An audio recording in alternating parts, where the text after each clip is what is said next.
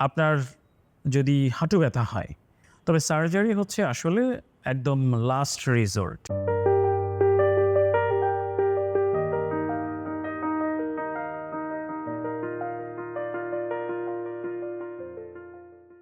Medical চিকিৎসার একটা চিকিৎসা আমরা যেটাকে বলি সার্জারি, সেটা আ অর্থোপেডিক সার্জারি হতে পারে, নিউরো সার্জারি হতে পারে বা আপনার জেনারেল সার্জারিও হতে পারে।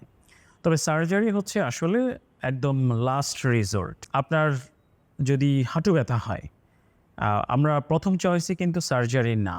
আগে আসলে হাঁটু ব্যথার কারণটা বের করতে হয়, ওষুধ দিতে হয়, ইনজেকশন দিতে হয়, থেরাপি দিতে হয়। সেগুলো সব যখন ফেইল হয় এবং এটা যদি সার্জারির মাধ্যমে কিউরেটিভ হয়, তখন আমরা সার্জিক্যাল অপশনগুলোতে যাই। সো আপনি যেটা করবেন যে কোনো ডাক্তার যদি আপনাকে সার্জিক্যাল অপশন দেয়, এটলিস্ট আপনি ৩ জন বিশেষজ্ঞ ডাক্তারের সাথে আগে পরামর্শ করবেন, তারপর ডিসিশন নেবেন।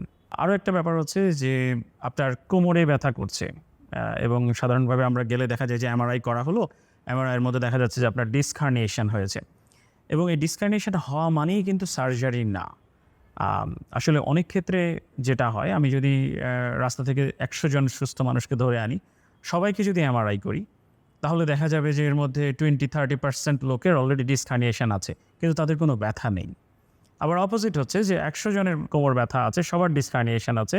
সবাইকেই যদি আমি সার্জারি করি, তার মধ্যে দেখা যাবে 50-60% এর ব্যথা ভালো হয়নি বা পুরোপুরি ইমপ্রুভ হয়নি। ওর কারণটা কি? কারণটা হচ্ছে যে পিএলআইডি হওয়ার পেছনে যে কারণ বা ডিস্ক হার্নিয়েশন হওয়ার পেছনে যে কারণ, সেই জিনিসটা ঠিক করা হয়নি। তার বডি পশ্চারের কারণে হোক, কোনো না কোনো কারণে হোক, হাড়টা নড়ে গিয়েছিল, প্রেশার পড়েছিল এবং এটাকে সাপোর্ট দিতে গিয়ে আশেপাশের মাংসপেশির যে ব্যথা, সেই ব্যথাটা কিন্তু সার্জারির সাথে, সাথে চলে যায় না যদি না তার পশ্চার ঠিক হয়, যদি না তার স্ট্যাবিলিটি বাড়ে।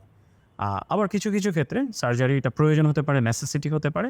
বাট অ্যাগেইন সেটা হচ্ছে লাস্ট রিসোর্ট হিসেবে।